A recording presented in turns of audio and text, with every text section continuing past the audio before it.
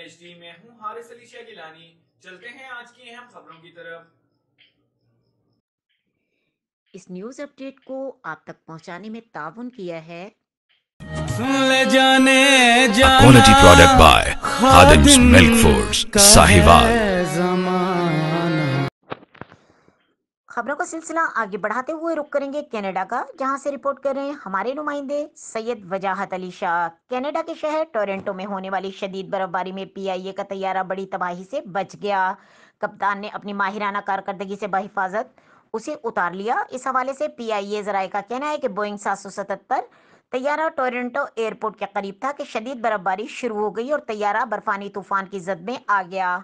PIA के कप्तान ने हाजिर दिमागी और महारत का मुजाहिरा करते हुए तैयारे को कंट्रोल किया और बहिफाजत टोरंटो एयरपोर्ट पर उतार लिया गया।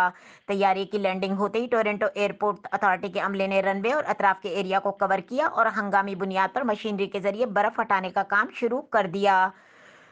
हमारे नुमाइंदे के मुताबिक परवाज के 779 लाहौर से टोरंटो पहुंची थी। परवाज को बहिफाजत उतारने पर PIA की CEO अरशद मलिक ने कप्तान और फजाई अमले को शाबाशी देते हुए इनकी कारकर्दगी को सराहा।